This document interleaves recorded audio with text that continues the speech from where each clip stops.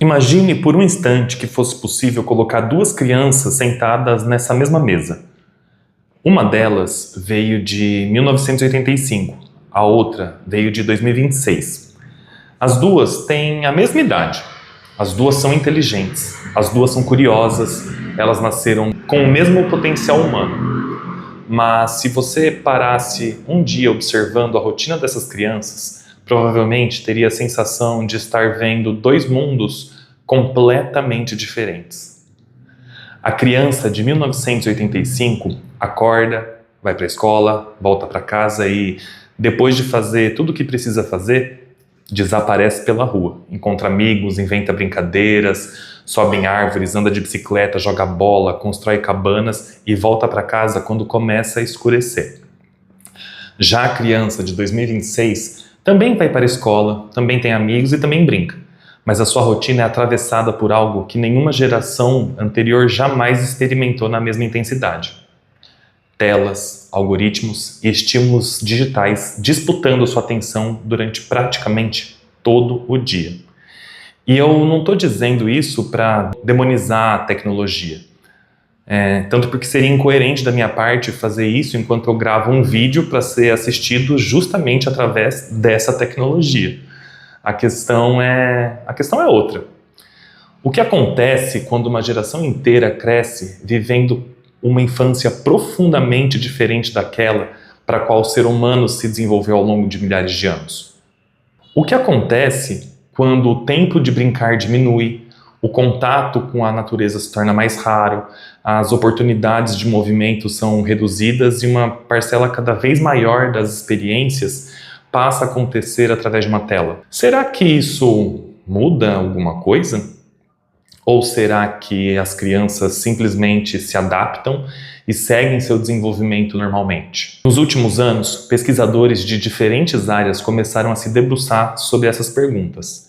Psicólogos, neurocientistas, pediatras, educadores e especialistas em desenvolvimento infantil passaram a observar um fenômeno que vem despertando a preocupação em diversos países. Ao mesmo tempo em que a tecnologia avançou de forma extraordinária, aumentaram também os relatos relacionados à ansiedade infantil, dificuldade de atenção, problemas de sono, sedentarismo, sofrimento emocional e empobrecimento das experiências sociais presenciais, o que se agravou mais ainda depois da pandemia.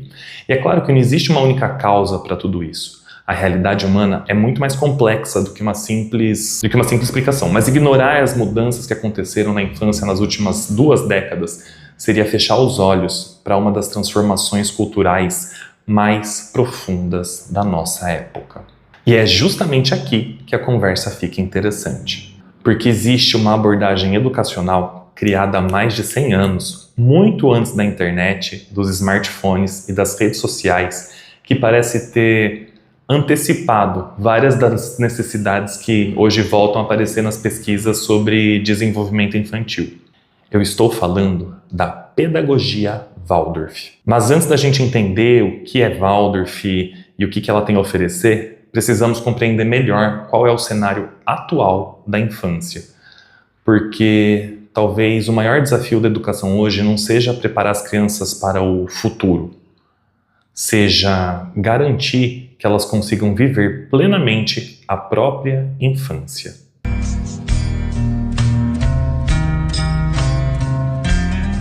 Oi, meu nome é Vitor, eu sou professor Waldorf há muitos anos e aqui nesse canal eu te ajudo a desmistificar a pedagogia Waldorf. Antes de mais nada, eu gostaria de pedir para você curtir esse vídeo, se inscrever no canal e ativar o sininho de notificações. Eu confesso que depois de tantos anos trabalhando com crianças, existe uma pergunta que tem aparecido com cada vez mais frequência nas minhas reflexões. As crianças mudaram ou foi o mundo ao redor delas que mudou? Porque quando observamos uma turma de crianças brincando, a gente ainda consegue encontrar a mesma curiosidade, a mesma vontade de explorar, a necessidade de se movimentar e também o mesmo encantamento diante das novas descobertas. O potencial humano continua ali. O que mudou de forma radical foi o ambiente em que esse potencial está sendo desenvolvido ou está tentando se desenvolver. E a gente sabe, pela própria ciência do desenvolvimento humano, que o ambiente importa muito. Importa tanto que duas sementes idênticas podem crescer de forma completamente diferentes, dependendo do solo, da água, da luz, das condições que encontram ao seu redor. E com as crianças acontece algo bastante parecido. Por isso, antes de perguntarmos o que há de errado com as crianças de hoje, quem sabe seja mais honesto perguntar que tipo de infância estamos oferecendo a elas. Quando eu faço essa pergunta, que tipo de infância estamos oferecendo às crianças, geralmente as pessoas começam a pensar imediatamente na escola. Mas a verdade é que a escola é apenas uma parte dessa história. A infância, ela acontece em casa, no condomínio, no quintal, na rua, na praça, nas atividades extracurriculares, diante das telas, nas conversas em família, até nos momentos que aparentemente não está acontecendo nada. E quem sabe seja justamente esse não está acontecendo nada que esteja desaparecendo da vida das crianças. Eu me lembro da minha própria infância e imagino que muitos de vocês também se lembrem da infância de vocês. Havia momentos de tédio, de ócio, havia tardes que ninguém organizava nenhuma atividade para nós. E não existia um vídeo pronto esperando para ser assistido, não tinha um algoritmo oferecendo entretenimento infinito. E o que acontecia nesses momentos? A gente inventava alguma coisa. A gente criava uma brincadeira, chamava um amigo para vir em casa fazer alguma coisa, pegava uma bola para jogar na rua, construía qualquer coisa com um toco de madeira em casa, transformava um cabo de vassoura em espada, em vassoura de bruxa, um lençol virava uma cabana e uma caixa de papelão virava uma nave espacial. E hoje, quando uma criança experimenta aqueles primeiros sinais de tédio, muitas vezes existe uma solução imediata à distância de um toque. E eu quero deixar aqui bem claro, mais uma vez, eu não estou demonizando a tecnologia. O problema não é a existência das telas. O problema é quando elas passam a ocupar um espaço que antes era preenchido pela imaginação da própria criança. Porque a imaginação, ela não nasce da abundância de estímulos. Muito pelo contrário, ela nasce justamente da necessidade de criar algo quando nada está pronto. E quando a criança recebe um brinquedo extremamente definido, ela brinca com aquilo que o brinquedo permite. Isso já gerou polêmica em outros vídeos meus em outras redes sociais. Agora, quando ela recebe um pedaço de tecido, alguns gravetos e um pouco de tempo, ela pode transformar aquilo em praticamente qualquer coisa. Na pedagogia Waldorf existe uma valorização muito grande dos materiais simples por conta disso. Não porque exista alguma rejeição ao moderno, mas porque os materiais abertos, eles exigem a participação criativa da criança. E isso conversa de maneira interessante com aquilo que várias pesquisas vêm mostrando sobre o desenvolvimento infantil. A criatividade não surge porque alguém consome muitas experiências prontas. Ela se fortalece quando a criança precisa construir respostas próprias para aquilo que ela encontra, né? E talvez seja por isso que alguns educadores estejam começando a se preocupar com uma infância excessivamente estruturada. E aqui eu quero tocar em um assunto que às vezes incomoda um pouco. Nós passamos décadas tentando proteger as crianças de todos os riscos possíveis. E a intenção era genuinamente muito boa. Ninguém discute isso. As famílias querem proteger os seus filhos. Os professores, as professoras querem proteger as alunas e os alunos. A sociedade quer proteger as crianças. Mas alguns pesquisadores começaram a levantar uma hipótese interessante. Será que ao eliminar todos os pequenos riscos da infância, nós também não estamos eliminando também as oportunidades importantes de desenvolvimento? O que você acha?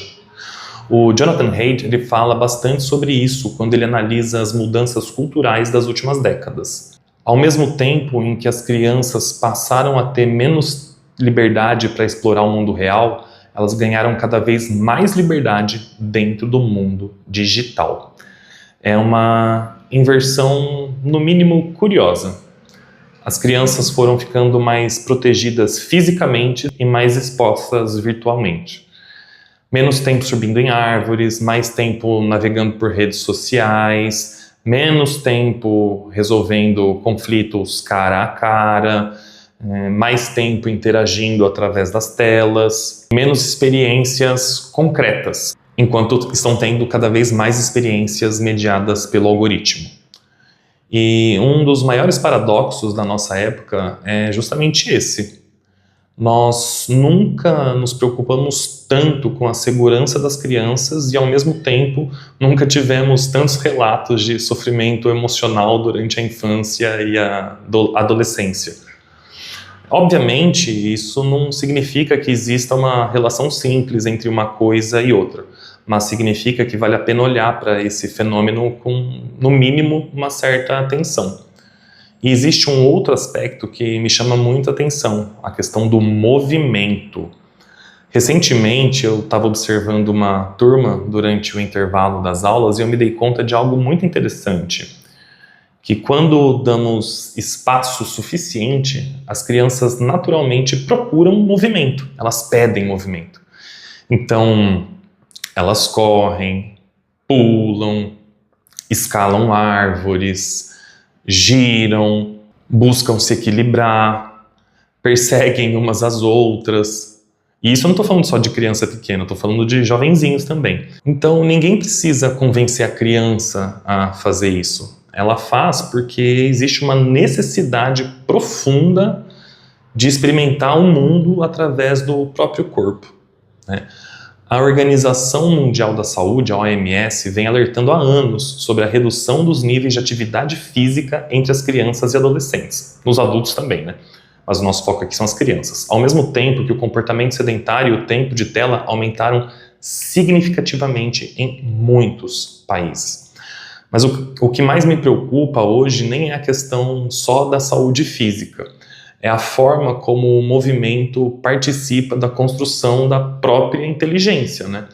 Hoje a gente sabe que desenvolvimento motor, atenção, funções executivas, autorregulação e aprendizagem possuem relações muito mais profundas do que a gente imaginava algumas épocas atrás. O cérebro, ele não se desenvolve isolado do corpo, ele se desenvolve junto, em conjunto, em diálogo permanente com ele. Por isso, quando uma criança sobe em uma árvore, muita gente enxerga apenas uma brincadeira ou um risco. Mas ali, naquele movimento, está acontecendo muito, muito, muito mais.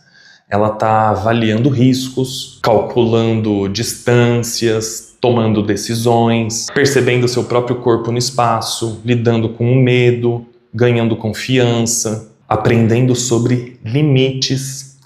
Tudo isso sem uma aula formal sentada na cadeira olhando para o professor. Tudo isso através da experiência. E uma das maiores contribuições da pedagogia Waldorf é justamente lembrar algo que durante muito tempo pareceu óbvio, mas que a gente começou a esquecer. A criança aprende vivendo, com a prática, fazendo as coisas, observando o movimento. Ela aprende experimentando. E quanto mais nova a criança é, mais verdadeira essa afirmação se torna. É por isso que quando alguém visita uma escola Waldorf pela primeira vez, muitas vezes acaba se surpreendendo. Porque as crianças estão cozinhando, elas estão pintando, modelando argila, barro, massinha, cera de abelha, cuidando de uma horta, costurando, construindo alguma coisa. E algumas pessoas perguntam, mas quando que elas aprendem? E a pergunta correta talvez seja outra, né?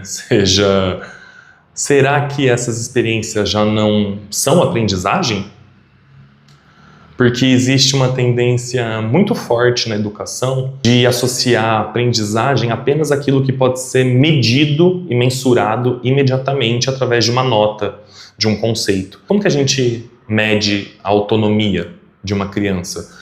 ou a sua criatividade e também a sua perseverança? Como medir o vínculo humano? E é sobre isso que eu quero falar agora, porque quando observamos muitas das dificuldades que aparecem nas famílias e nas escolas atualmente, existe um elemento que parece que está atravessando todas elas, a dificuldade de sustentar a atenção. Eu escuto com muita frequência comentários como: ai, meu filho não consegue se concentrar, minha filha começa uma atividade e logo quer fazer outra, as crianças parecem muito mais agitadas do que antes. E é muito importante tomar cuidado para não transformar qualquer dificuldade de atenção em um diagnóstico ou uma explicação simplista. E não que não existam, né? Mas isso é muito mais profundo. O desenvolvimento humano é muito mais complexo do que isso.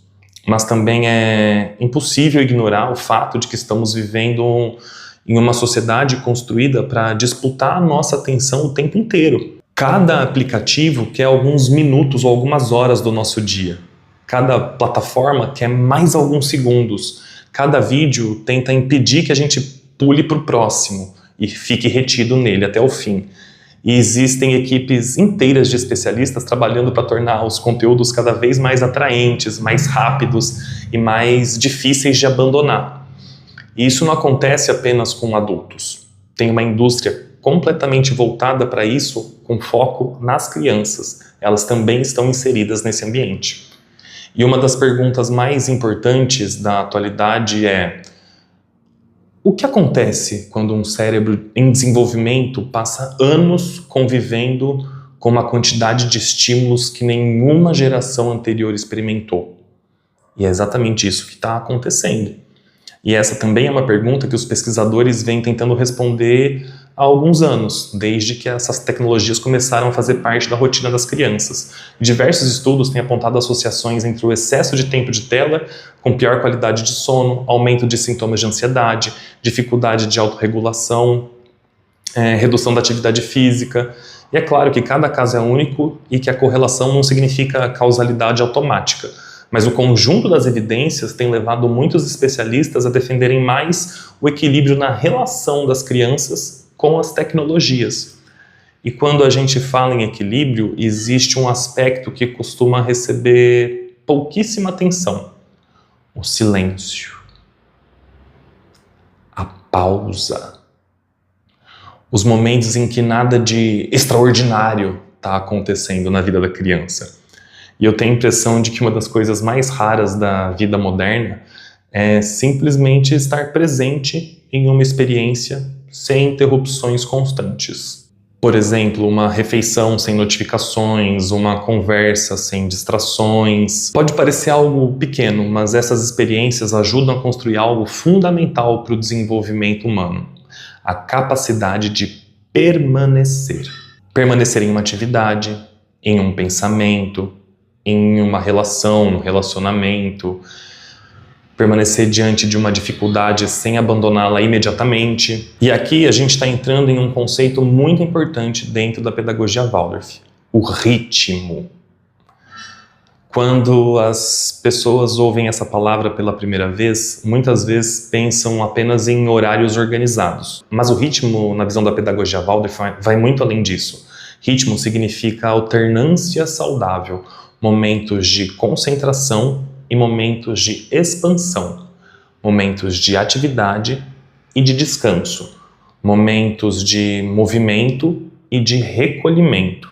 A própria natureza funciona dessa forma. Existe o dia e a noite, a inspiração e a expiração, o verão e o inverno, o sono e a vigília.